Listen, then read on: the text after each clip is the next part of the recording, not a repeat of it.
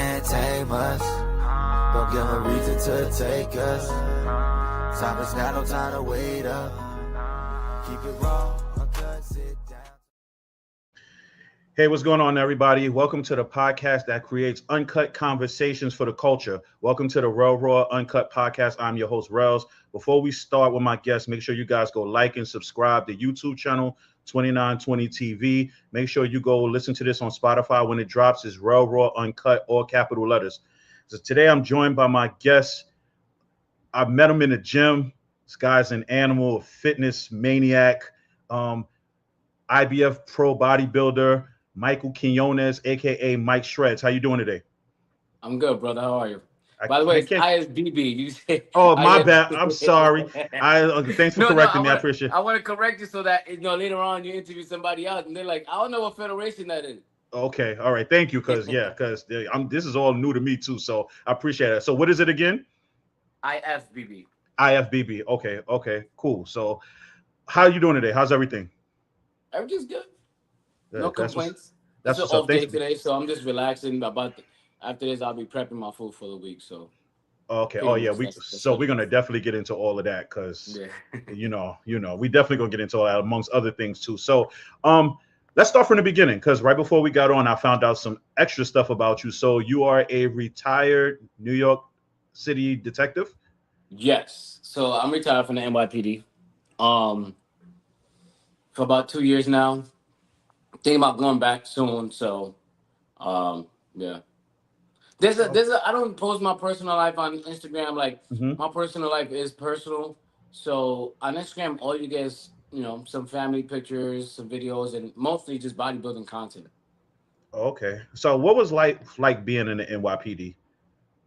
All right. First, I'm gonna rewind it back a little bit. So I was born and raised in Puerto Rico. Okay. I moved to New York in 1997. I have 4 brothers and 4 sisters. I'm one of 9. I never wanted to be a cop. That was never like my thing. I like enjoyed acting and acting now and being other people, not in a crazy sense, but in a sense of giving you the freedom to be something that you're not, right? Creating characters. So I was an actor prior to becoming a cop. Never wanted to be a cop. When I was like 21, I dated someone. She was a lot older than me. She was like, acting is great, and I know you love it, but if you want a family one day and you want to get married, you're gonna need to be able to provide. And acting, it could take your entire life to break. And usually for 99% of people, you never break. You do things here and there, but you never get that break. So she was like, you might as well just, do that on the side as a hobby, but also look into having a career. So she had family members, cousins, uncles that were officers in NYPD. So she was like, you need a job with like insurance. She pretty much like guided me into like becoming a man. Because at that point, when you become an actor, when you're an actor, it's strictly just like acting. You don't think about anything else, just trying to make it, So she was like, you need a job that, you're going to give you you're going to get insurance and a pension, and working for the city is the best thing you could do. You're a city employee yourself, correct? Yes. Government, post office, so yeah. Yeah, but you still work for the city, so yeah, same stuff. So then she had family in the NYPD. She was like, oh, there's this thing, try to get into the NYPD. And I was like, oh, I don't know where the fuck to start. Cool. So I was in college at that time. I went graduated from John Jay College of Criminal Justice in Manhattan. And they had a cadet corps program. So I was like, let me try this program. Usually it takes 2-3 years to get in, because so many people, college students, try to get in. So I took the test. I didn't, not the test. I applied. Listen, I've been blessed my entire life. I got in like 3 weeks, bro. Oh, wow. Yes. Sometimes it takes the minimum 1.5, 2 years to get into the program. So with the Cadet Corps program, you pretty much work for the NYPD at a precinct or like at the chief's office or any NYPD facility, just to like, all right, get an understanding of what working for the NYPD is. Some paperwork, seeing other officers, talking to them, talking about their lives and experiences, but it's not for children, because things do happen. You see people coming in, going through the cells and getting fingerprinted, and emotionally disturbed people going crazy. You get to see things before it actually happens, because the way movie describe a police department is like, oh, there's always people in precinct doing it. It's never like that. There's nobody at precinct. Everybody's out in the street. It's New York City. Mm-hmm. You know. So got into the cadet corps program. I got 2 college degrees. They paid for 2 of my college degrees. So in return, when they pay for your college degrees, you got to give them 2 years of service. So I did my 2 years, and to me, it was like, why would I go look for another career when I already have one here? Mm-hmm. You know what I'm saying? And I already Mm-hmm. gave them 2 years of my life, and they gave me 2 degrees. So why not? I think it's a fair Yeah. exchange. Mm-hmm. Yeah. So then I became a cop. It's crazy because I graduated college that Monday, and that Wednesday I was already in the police academy. Wow. So Wow. things for me just happened like gradually, very fast. That's what's up. So let's go back a little bit first, because you said you moved here from Puerto Rico. Was the Yes. transition tough from moving there to here? I never really think about it, but yes, it's very, very tough. I didn't speak English. Oh, you didn't? Um, I didn't speak any English, and then I moved into the projects. Yeah. Yeah. You're gonna learn real So, quick. so I got into many, many, many, many, many fights. Like I got. It was a time in my life when I was maybe like 12. I think I got suspended every day. I mean, every week from school. It was like that bad. Like people don't realize that people attempt to pick on you when you don't speak any English. You're always like the butt of a joke, or like. And I'm not a big guy, so I mean my brothers are huge. They're all like 6'5", 6'6". You know, they're huge. I didn't get those genes, so I had to fight. People are scared Mm-hmm. to fight my brothers, but I had to fight. So um, that's it was very difficult, especially because we don't have family here. Mm. So it's just So pretty we much you kind and your of family. what was that? It's just pretty much you and your family. Yeah, me, my 4 brothers, my 4 sisters, and my mom. That's it. Wow. In the Wow. projects, no English is, bro. It's listen. I'm here. I don't know how I did it, but we're here. So how was the transition learn from moving from Puerto Rico here and then having to learn English? Because I'm pretty sure you had to kind of learn how to pick it up quick. I played a lot of sports, Mm. so when you're good at something, the people automatically gravitate towards you. You know, I joined a boys club on Pitt Street, I lived in Bruges Houses, which is in the Lower East Side. Okay. So Pitt Street Boys Club at the time was only like 5 blocks from where I was staying. So we did all our activities there. So pretty much all the people that um and all the people who kind of like lived in the projects, everyone went to the boys club. The boys club was where it's at. It was like, remember that era was N1? Yeah. Yeah. All the street ball. Yeah, so at that time I played basketball, I was boxing, and I was swimming. And I was good at everything. So everyone gravitated towards me. So it's very when you're good, people want to talk to you. So like learning English, I don't remember how hard it was. I just remember just at some point just learning how to speak English. Like it was never a problem. Granted, until I went to college, I was in ESL. So for those of you Mm-hmm. who don't know, ESL is English as a second language, because Spanish is my first language. So it takes time to actually understand words. You know, a lot of words have different meanings. So it just took a while. Until I got to college, I was thinking it's so crazy, believe it or not. Mm. Was it easy transition for the rest of your family to learn English as well, or was it harder for them? I would assume, especially, I would assume that for your mom, it probably was the most difficult. Man, my mom refuses to learn English. Yeah. Yeah. You Yeah. know, Yeah. Spanish moms been moved from other places. Or moms in general, like she knows English, she understands, she can speak it. But if you speak to her, Spanish first. Mm. Mm. But I assume that we all had similar experiences, me and my brothers, because they did have to fight too. But Mm-hmm. it's easier for them because they're big dudes. So it was like people respected them different than they did me, you know? Mm-hmm. You But then had to after a earn. while, they realized who my brothers were, and they were like, all right, chill. So because you were shorter than your brothers, you had to earn your respect a different way. Yeah, pretty much. Like, we all had to fight. We all had to fight. But I, unfortunately, had to fight more. Yeah, it happens. Trust me. It's always one out the group. It's always one. Listen, I'm Puerto Rican. Boxing is in our blood, and I wanted to be a boxer as a when I was younger. So to me, I didn't think about fighting as I just liked to fight at that time. Like I don't know why, I just liked it. Mm. So where Uh, did acting come in along? Was acting like something you wanted to do before you became a cop, or was it something after or during?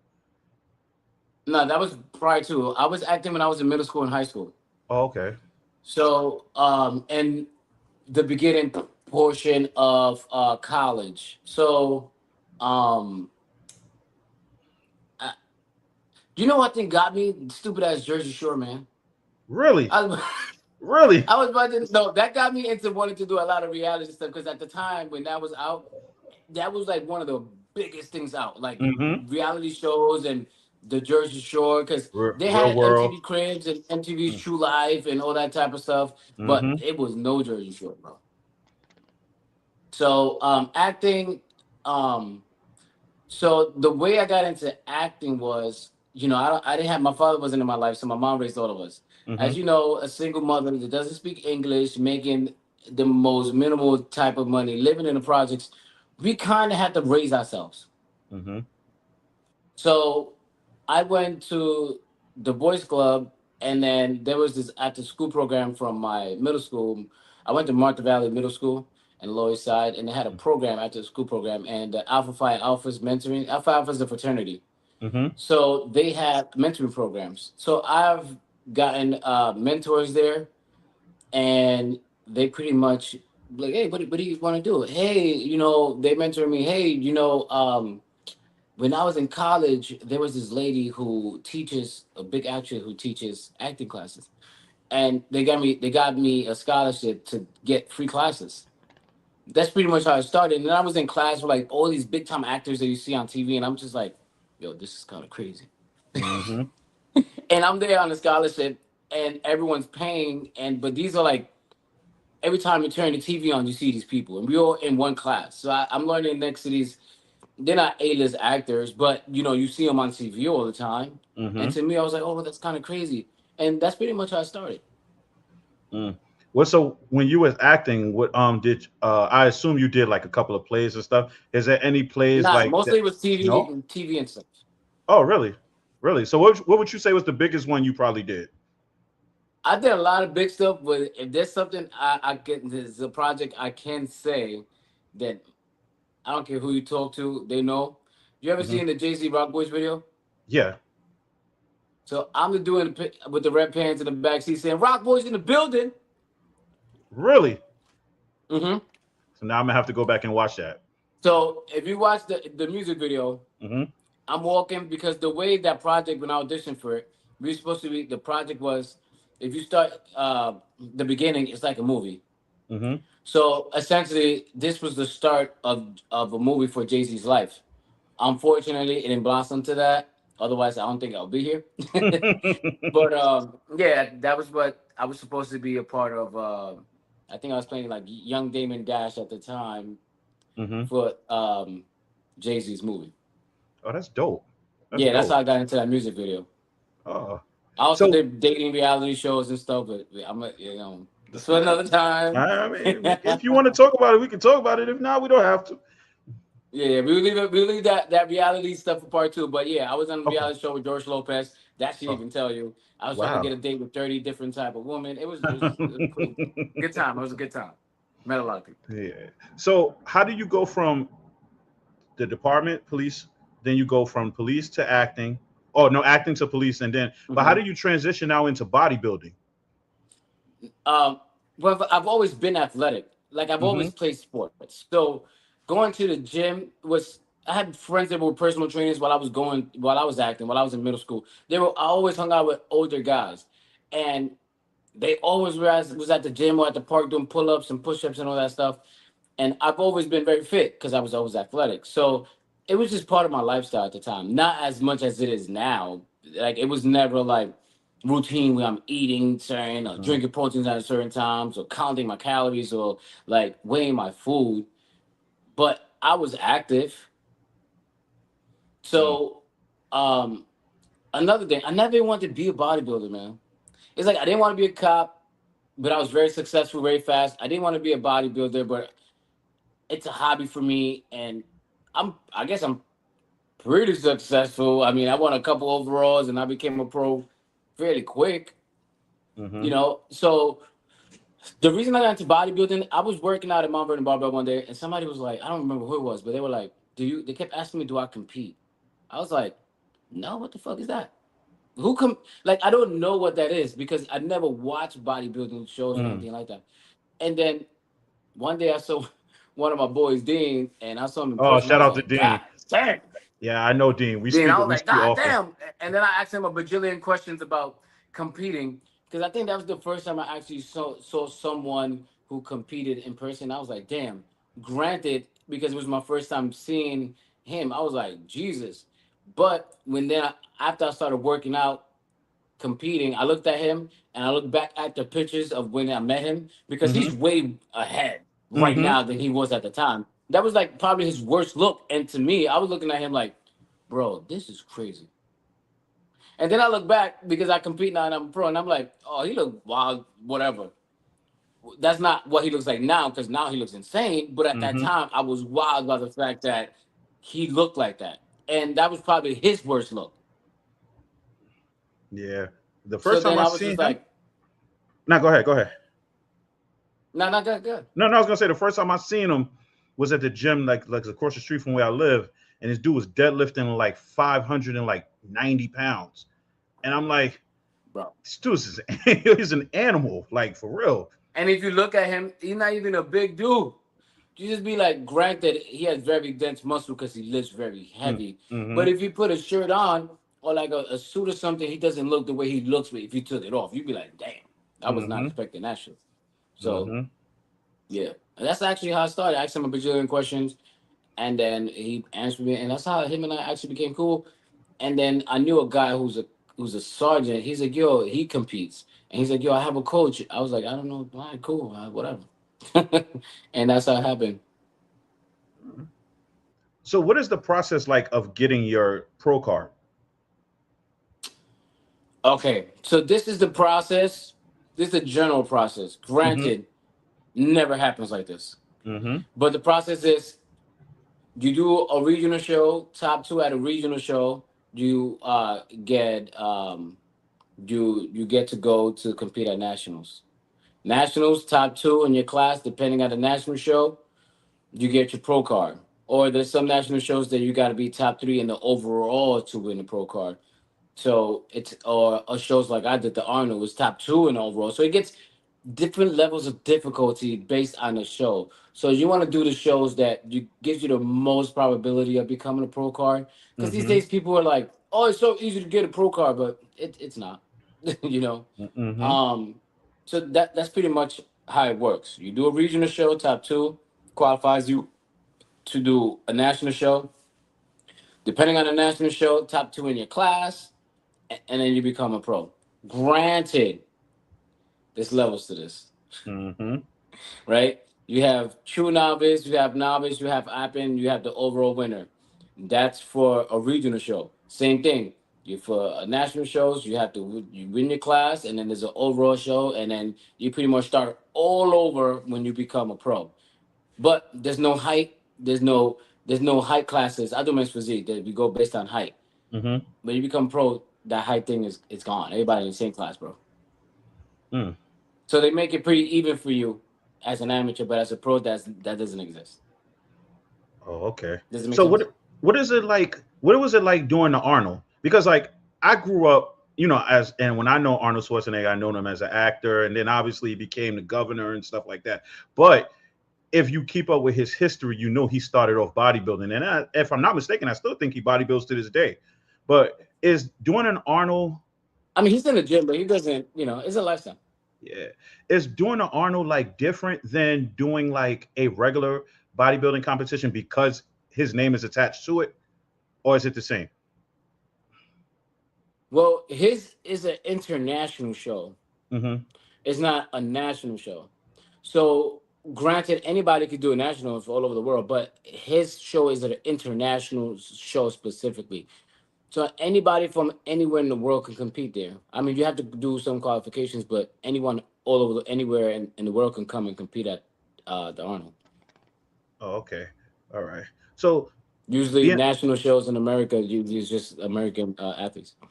oh, okay. So being a bodybuilder, like being a disciplined bodybuilder, what is it like for you in terms of like what are your meals a day? Like, what is your meals a day? Like, how much water do you intake? Because you did mention earlier that you have to measure like your meals. Like, what? Like, how does that work? What is that process like? All right, so usually, the first time I ever took, I've never really taken bodybuilding seriously because I have good genetics. This is Hmm. why it took me a little bit to get my pro card because I was always messing around, bullshitting, taking it 70% seriously. Like I worked out seriously, but the diet I was always cheating on it. You know, Hmm. the first time I was 100% on the diet, I got my pro card. That was the first time. I mean, I was still cheating a little bit, but you know, I was not cheating like the way I used to. I'm not drinking alcohol and going out and Hmm. eating out and going crazy with it. This is the first time because the reason I'm taking it seriously now, not only because I'm a pro, Hmm. it's because I now get an invitation because I won the overall at the Arnold to compete against the top 12, 13 guys in the world that compete at the Arnold. So every year for the pros, you have to send an invitation, and Arnold gets to pick if you could be able to compete or not. Oh, wow. So because I won every overall winner at his shows gets to compete against the top guys the next year. Mm. So the reason I'm taking it seriously now and I don't BS and do all that extra stuff anymore and I'm taking it 100% is because I know who I got to go against. And although I know I'm not going to beat these guys, I don't want to be last place. Like my realistic goal is to not be last. You know what I'm saying? Hmm. So I'm taking it seriously because I know I have to grow and actually like come the correct. I want to look different. I don't want to look like my amateur overall win at the Arnold look. It was the best I've ever looked. Hmm. But I'm trying to dwarf that look. I am trying to like come back and be 30 times better than the way I look there, Mm. which is crazy. But and I have to weigh the same. Really, really, Yes, you have to because when you maintain become the. a pro, Uh-huh. it's a weight cap. We get weight caps now. Oh, oh. What is the weight cap? So for your height, you gotta weigh a specific amount, huh? Does it they have a specific weight cap? Yes, for your height for men's physique. Oh, okay, okay. Um, so what is your meal routine For like? me, it's 167 pounds. 167. Oh, okay, Say okay, what? I'm sorry. yeah. No, what is your meal routine like? You get it. You're getting cut off a little bit. Oh, do you hear me now? Yeah, yeah. All right, go ahead. No, yeah. So what is your meal routine like? So right now, I have a coach. So I'm my coach is Cuts. He's like one of or might be the best men's physique coach in the world. So he trains. He got a lot of the top Olympians. He got the Mr.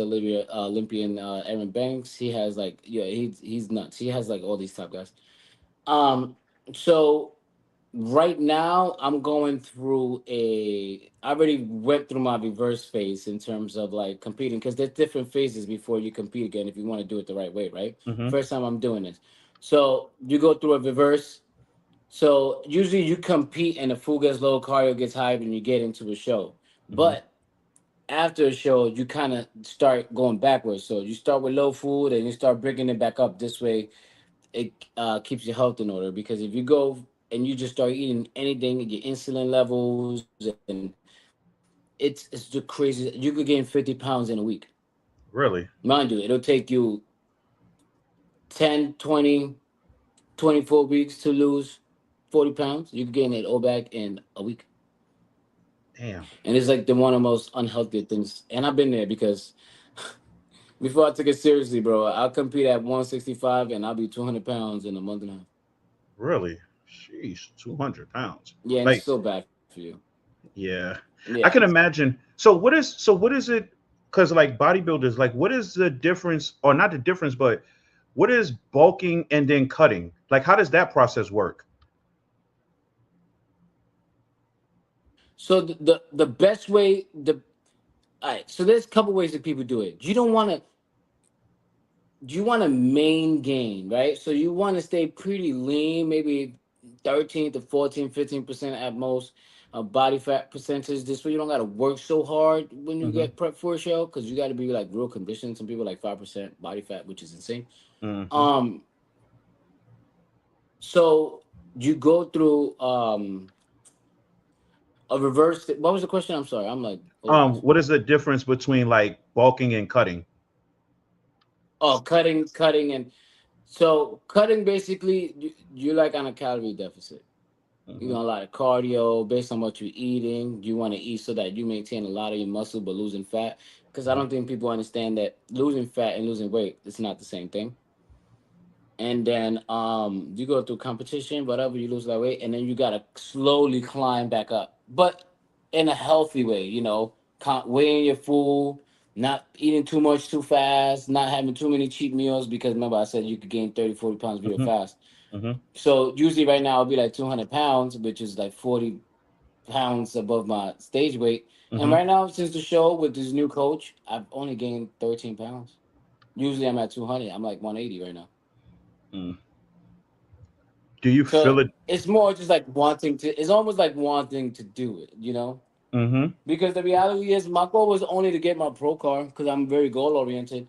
But then I Mm-hmm. got the opportunity of winning an overall, and then I get this invitation. So now it was like, all right, now I just gotta go. I'm not gonna miss this maybe once in a lifetime chance opportunity to compete at the Arnold, because there's a ton of pros. They don't get invitations. They send invitations. They don't get invited. But since I got an opportunity, I'm gonna take it seriously. Mm. So why do you feel like? Because earlier you said like you're going to make sure that you don't finish in last place. Why don't you feel like you won't finish in first place? Because I'm realistic. Come on, you got the Mr. Olympia, the best in the world, competing at the show. Mm. I'm an amateur. It's like going back to school again. These guys are already seniors. Mm. So what are So I'm just realistic. what are the three most important things when it comes to bodybuilding, like for competitions? Mostly is nutrition. Mm. Nutrition was gonna get you peeled, shredded, whatever you want to call it, lean. Mm-hmm. Nutrition is the biggest thing. Granted, you still got to train hard, because some of us have to train harder than others, unfortunately, because genetics do play a big difference Mm-hmm. in the sport, and there's nothing you can do about it but work harder. There's some people that motherfuckers will eat pizza all day and be more lean than you. You know what I'm saying? Mm-hmm. Everybody's body works different. So what works for you, you gotta find what works for you, which is the hardest thing to do, because you gotta see what foods work with your body best. Some foods bloat you. There's certain food that change your body. So that's the thing. So nutrition's one. Ment Your mentality is two. But your mentality is really one full second, right? Mm-hmm. So your mental space, like where you at? Are you able to compete? Are you able to start a prep? Are you financially ready? Because it's expensive. Do you have the support system, right? Mm-hmm. Granted, a prep could be 3, 4, 5 months. Anything can happen within that time. But when you start, do you have your things in order? Because it does mess up with your mind. Like, you feel like you're not ready, or you feel like too small, or you feel like you're not losing weight enough fast. You're not losing fat fast enough. Like, there's a lot of things. So your mental is first. I say nutrition second, and having a support system is three. Mm. But you know what? I'll actually add support system and mental together as Mm-hmm. one. Nutrition and then training. Mm. So how important is the posing? Because like, okay, so a lot of people don't know, like we go to the same gym, which is Iron Punisher. So Mhm. shout out to Iron Punisher. Um, but they have what we call a posing room. And if Yes. you go on their website, or you go on their IG page, you see that a lot of people do poses within the posing room. So how important is the posing for the bodybuilding competitions? I would say this: posing is more important than your actual physique. Really? Yes, And why is that? because if you could look 30 times better than me, but if you can't display it, what do you have? Mm, mm, You know what I'm saying? mm-hmm, So it's like, okay, you're bigger than me, you're more shredded than me, but if I look better than you and my poses fit me and you look like dog shit, you're not winning. You know how many times in a lot of shows you look at shows and you be like, yo, this dude look nuts, but he can't pose. So yeah, you look good standing there, but if you can't show it, sorry, mm, come back next week, figure it out. And people don't understand it's not something that you learn in a week and do. This takes months. You have to, it has to look natural. Like you, when you pose, you can't think about doing it. You just do it. And that comes with repetition. And mm-hmm, most people are so focused on looking so good and conditioned and looking amazing, which most people do. But when it comes to posing, most people look like dog shit. mm, mm. That is wild. How Listen, you how gotta pay. You gotta pay. mm, People don't like to invest in your craft, right? mm-hmm, As much as you're investing on a coach for your diet, your nutrition, and your training, invest in your posing because that's gonna help you win. That's the difference. Looking good is gonna get you to the dance, mm-hmm, but displaying the dancing is what's gonna attract other people. You know what I'm saying? mm-hmm, mm-hmm. That's it's pretty much. Think about it as a pageant because that's what it is Mm, mm. for It's a men's pageant. physique at I least. was gonna say a pageant for muscle people, for muscle, for people with Yeah, it's muscle. it's it's it's a physique. It's a pageant. You smiling, you get a haircut, you get a tan, you stand there, and you display your body. You're not doing much. It's your front and your back. It's a pageant. Mm, mm. So how important is supplements to bodybuilding? Because like I've interviewed See that? how important is supplements to bodybuilding? Because I have interviewed before in the past. I actually know a guy who went to compete for bodybuilding, and he spoke to me about supplements and stuff like that. And but that was a long time ago. So it's like, how important is that now? Where like, is supplements does supplements play a big role in, and as well is yeah, does it play a big role in bodybuilding, like in the way that your body looks and stuff like that? Yes, supplements is it's not the end all be all because supplements is just anything to enhance your body, right? Mm-hmm. Anything foreign you put into your body, you're enhancing it. I say natural physiques versus enhanced physiques are different, but the work still's got to be put in. You know what I'm saying? The Mm-hmm. diet, the nutrition, the workout, the mental stability to do it, it's the same. The only difference is that enhanced athlete, your prep's gonna be so much more expensive. Mm-hmm. It's you're dealing with your health. You're dealing with coaches that are not doctors and tell you to take all these things and don't know how to deal with your emotions and don't know how to deal with how to fix certain issues. Because a lot of these coaches learn from other coaches. These coaches are not doctors. None of these good coaches went to medical school. They're not doctors. They learn, they do whatever research, and that's how they help you. Natural guys, listen, it's very simple. Do your cardio, weigh your food, eat your food, work out, and here we go. Mm. Granted, you still should take your daily vitamins, your vitamin C, vitamin D, your fish oil, your omega threes. So that's the difference. Natural prep, it's a lot cheaper, it's healthier. So it depends on I competed naturally, I competed in him, so I've done both. Okay. And okay, so you done both. What do you feel better as, enhanced or natural? Natural any day. Okay. Okay. Okay. Because you don't got to deal with anything. You don't have to deal with any mental stuff. Mm-hmm. You're just fighting yourself. You're fighting to win. You're fighting that you're exhausted. You're doing all that. Granted, you're doing that as an enhanced athlete as well, but you also got to deal with the shit that you're taking that had side effects. You know what I'm saying? Mm-hmm. Like guys will be on trend and it make them go crazy. Mm. You be on Mm-hmm. testosterone. You're horny all day. Like there's side effects to all that stuff. So do you have not only have you battling not eating much food and everything else, but then you got to battle all the stuff that you take. Yeah.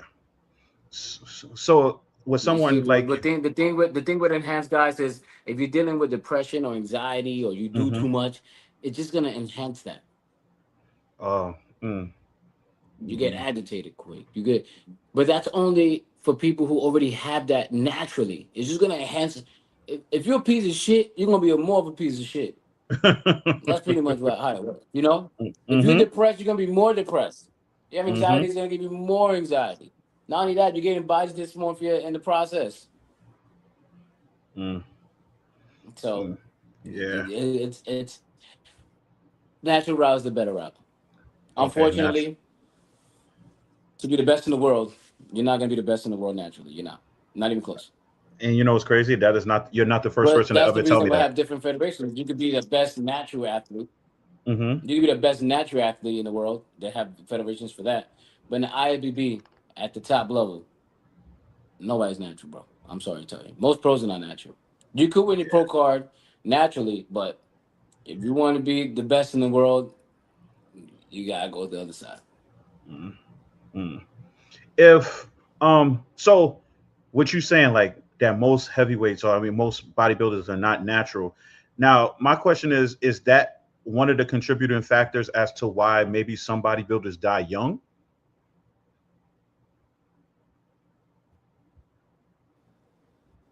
You say is that a contributing factor? Yeah, like is that a You contributing got cut factor off. to why, no, I'm saying, is that a contributing factor to like why some bodybuilders may die young?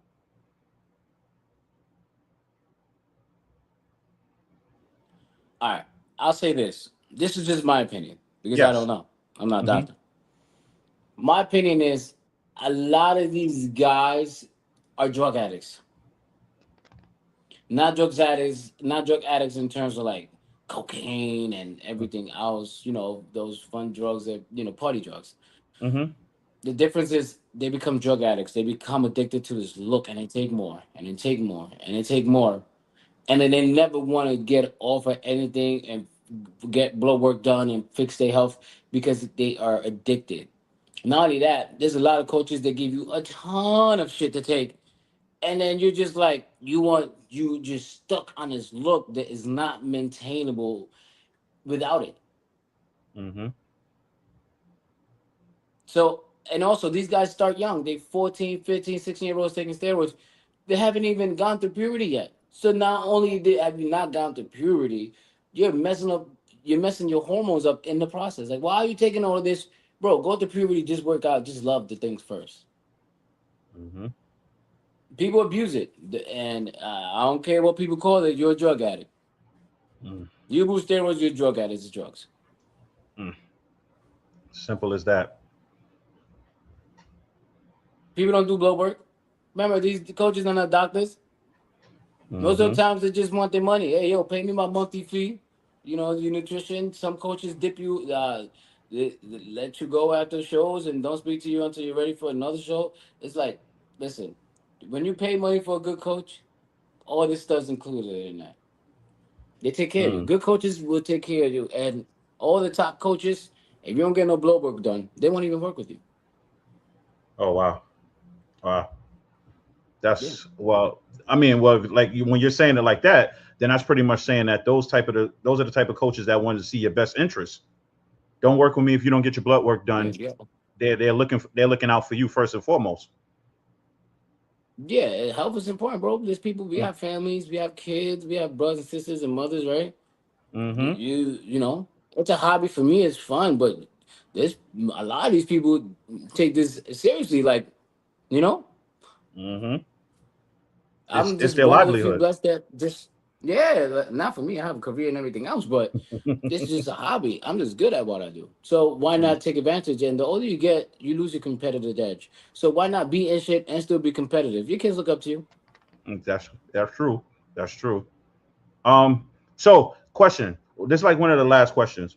If someone wanted to say lose, let's just say 30 pounds, say they're like 240, 250, they wanted to lose 20, 30, 40 pounds, want to get at least to about 210, 200. let's just say in about a year time, 6 months to a year, what would you recommend that they do to get that goal?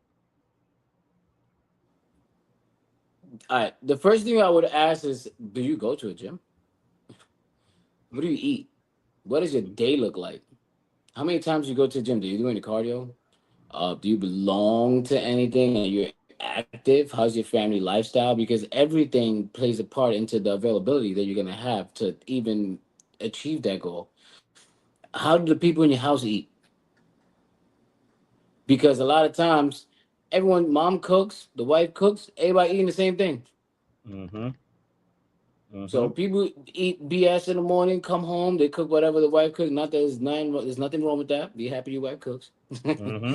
You're damn um, right. so all these questions are questions that you should have answers to before you could even start that process. People think eating salads all day is it. It's not. People are Mm-hmm. afraid of carbs. It's not. Rice is one of the best things you could eat. You know, rice, oats. You know, people are afraid of carbs. I don't understand why. That is like your energy source. And then people's mentality, oh, I don't want to look like a girl with all these muscles and stuff. You're not gonna get like that, I promise you. So the first thing I ask is all these questions, and I always ask people, where do they shop, right? Mm-hmm. Because if you're shopping at a supermarket, you're gonna have a rough time, and it's gonna be real expensive. Go to Costco's, go to Sam's, buy everything in bulk is the only way you're gonna save a lot of money. Granted, in a very weird way, the more you eat, the more weight you're gonna lose. People never understood that. I try to tell people that it's Like weird. five, 6 meals a day going into a competition, Whew. huh? No, I was telling people like you sometimes you eat, you'll gain more, you'll lose more weight by eating a lot. It's just breaking it up, it's breaking it down in like into portions. Like if you eat 5 or 6 meals a day, it's Yeah, small you got to reboot portions. your metabolism, bro. Mm-hmm. You got to reboot your metabolism. So, yeah, smaller portions, more times a day is gonna help your digestion, and you're not bloated. You know, it helps. So those are the questions I'll ask. You know, lifestyle. What do you do for work? Do you have time? What is your eating? What is your family like? This way, it's more just like okay, I understand. Let's see how we can fit this to help you. You know, Mm-hmm. or are you active? Do you play a weekend sport, or like are your kids into certain sports where you could even help them and stay active? You know, get moving. It's the first thing. Get to moving. Mm-hmm. Most people take trains to work, drive to work, eat BS, and then they go every day. Every day is the same for people. Nobody Mm-hmm. moves. Mm-hmm. You're You stop absolutely right. moving, you get fat, you die. That's how life works. Mm-hmm. So, that is you can't say it any more simpler than that, to be honest with you. That's it. A lot of people work office jobs. Well, I was a cop. I was in the car the whole time. I Mm-hmm. got chunky too. Mm-hmm. And you got to figure it out because it's a bad life. It's just bad. Mm. Well, thank you for being my guest today. I appreciate that. We definitely have to do a part two. Like as you get closer to your competition, I'd like to have you back and we could talk about that, promote it. Um, Yeah, because I'll be talking a whole bunch of shit when I get closer to a show. I ain't gonna nah, lie. you know what? I like that. I've been humble and motherfuckers been talking shit about me, and people just you're gonna realize more people will hate on you than they will show love, and it be the same people you say what's up to in the gym all the time. You get more love from random people than your people. So people, I'm coming. Mm. And I'm glad you said that because I tell people all the time when you're promoting, like even this podcast, for example, if I'm promoting this, I have what, a couple of thousand people on my regular IG page and not my podcast page. I post this on both pages. I get more love from the strangers than I get from the people who I speak to every day on my regular page. And it's wow, it's crazy. It's crazy. But I never understood that concept. But the older I get, the more I Yo, understand it is when what I it won is. the Arnold, my IG engagement was millions and millions and millions, bro. And that's all strangers. The people close to me, when we'll get into a conversation of what happened Hmm. next pod, we'll talk Yes, about yes. what happened at the Arnold with the different coaches and stuff. And a lot of people I knew was trying to kick me, but I wasn't down. So now you just show yourself. Like I see you say what's up, yo, congrats, man, congrats on the pro card, and you're in the comments talking shit about me. So I'm on your ass. Wow. Yeah, that's crazy to me though. Like I never quite understood the lack of like the lack of support from those closest to you. And it's not even that hard. That's the funny thing. It's really not that difficult to support somebody when you're close to them. It's like Mayweather, bro. When you win so much, you ain't got nothing else but to hate. You become the villain. There's people support you, but if you win too much, they Mm, gonna start hating you. Granted, I didn't win all my shows. I've lost a lot, but I won a mm-hmm, lot too. And I mm. also just won the biggest amateur show, so they gonna hate. Whatever. It is what it is. How did it feel winning that one? Bro, I ain't gonna lie. I was manifesting in that. I was manifesting that like 4 or 5 weeks out the show. Like I don't know. It's very weird, and I'll try to explain this to somebody. I'm not religious, Mm-hmm.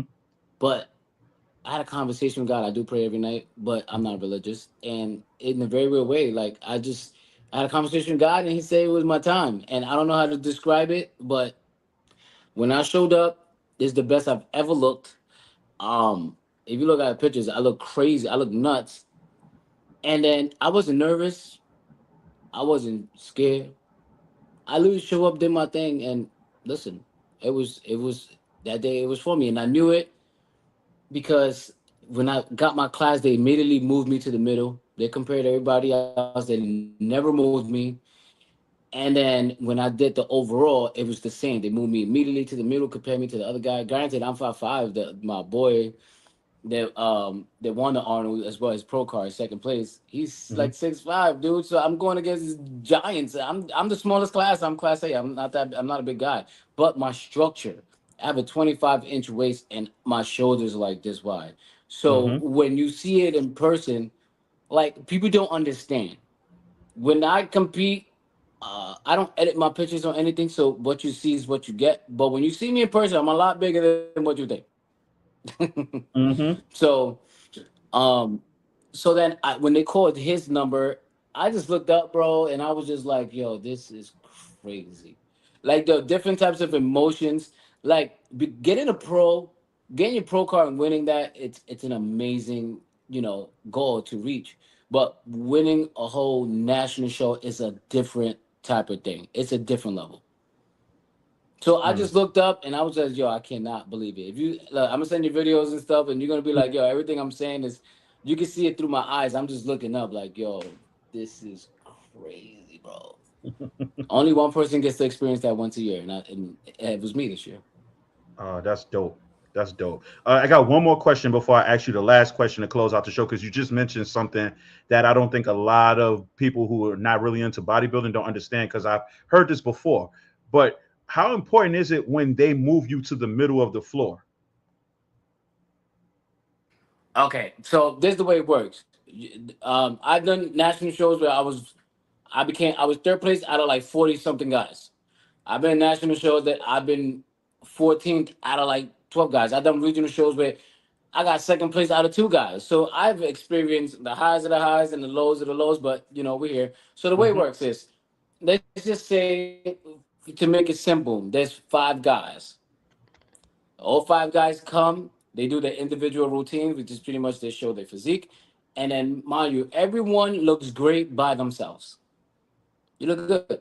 But when they put you next to somebody else and you judge it, you're like, all right, cool. He has a thicker back. He has a denser back. He's wider. He got a small waist.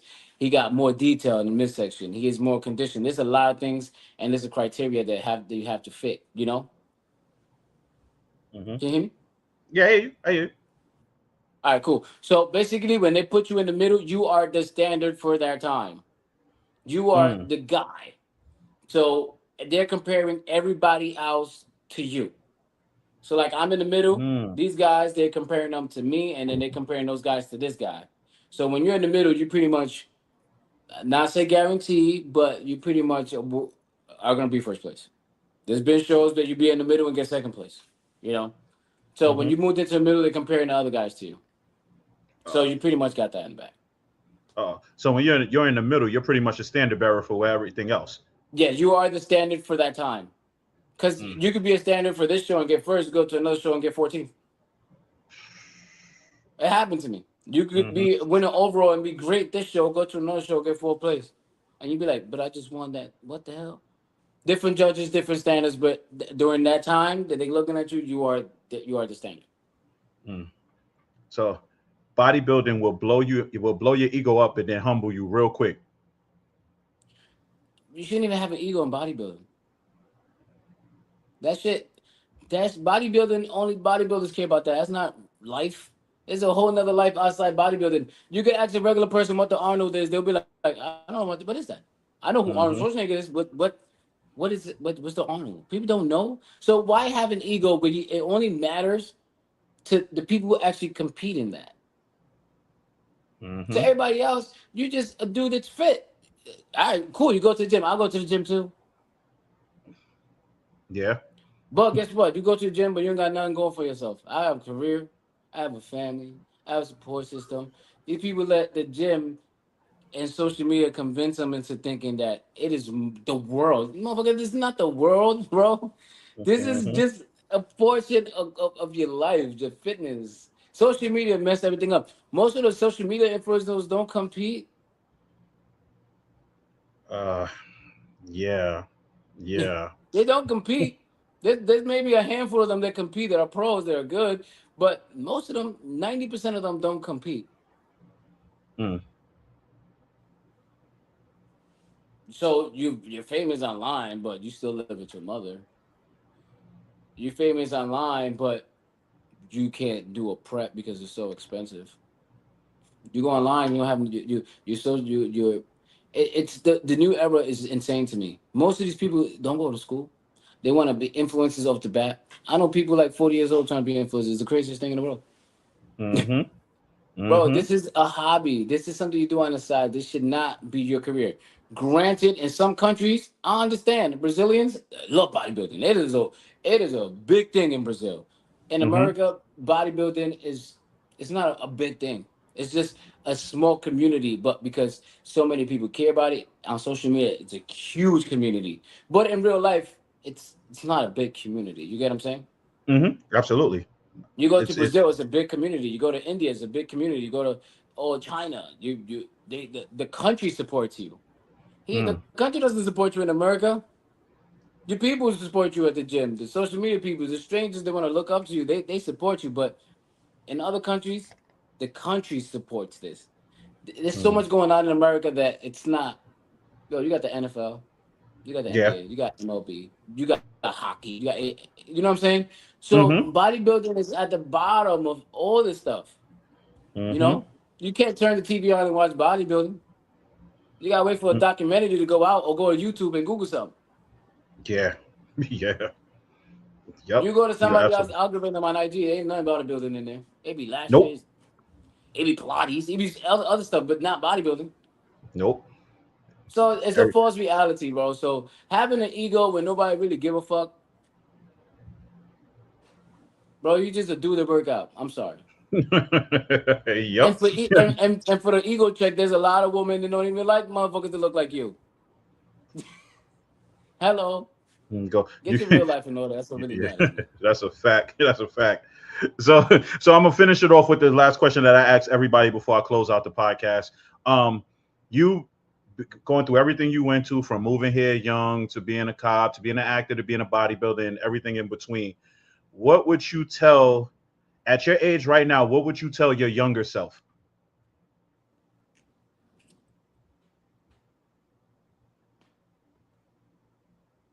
Take your time. Granted, I started bodybuilding at 33. Um, take your time. When you're successful too fast, sometimes it messes you up. So for me, I would just say don't be ambitious, but don't be too ambitious. Mhm. You know? That's the one thing I would tell myself. Don't be too ambitious. Go reach your goals, but take your time. You don't have to get there in a year. Some things take longer than that. God's time is the best timing, and you know, as fast as you get it, it's as fast as you can lose it faster. Amen. So Amen. listen, I've been very successful and I've lost everything. And I was way more successful than digging out that fucking hole. It'll take me 4 years to dig out a hole, and I got there in 3. Like, listen, but what's meant for you is for you. Nobody can change it. Ain't no hater gonna change God's plan. I'm sorry. They're gonna talk shit, but you know that's all they're doing. It's just fuel. So God's plan for you is God's plan, and His timing is the perfect timing. So for all these guys that are doing into the shows and thinking that they're gonna become pros very fast, and that's their goal. Granted, that's everybody's goal, but don't be upset. You win more from your losers, if that makes sense, from your loss. And just certain things, you can't cook chicken in 2 minutes, man. Yep. Throw it in the oven, preheat it. It's a lot of things that fall into it, but you know, God's timing is the perfect timing, and it's not up to you.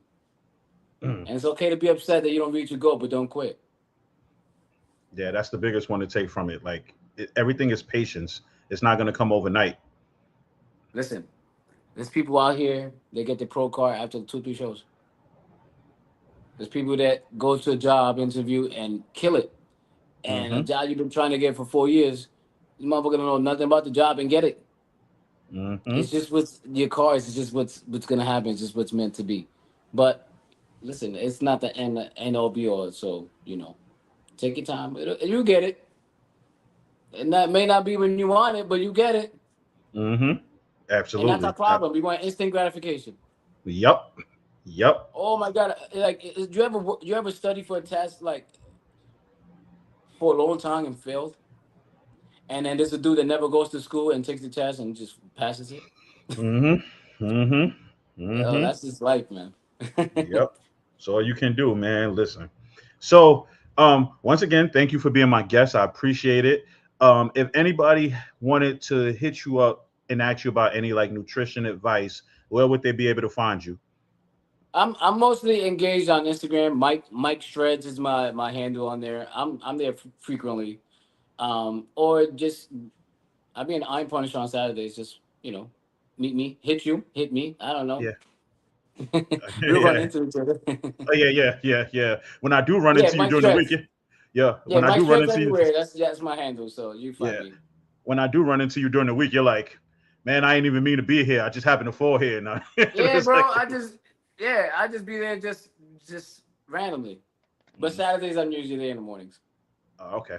All right. Well, thanks, man, for being my guest, man. Again, I appreciate it. Definitely. We got to do a part 2 because there's so much more that I didn't get into with you that I know I have to ask you some more stuff. Yeah, we kept this real light. So yeah, we really did. We really did.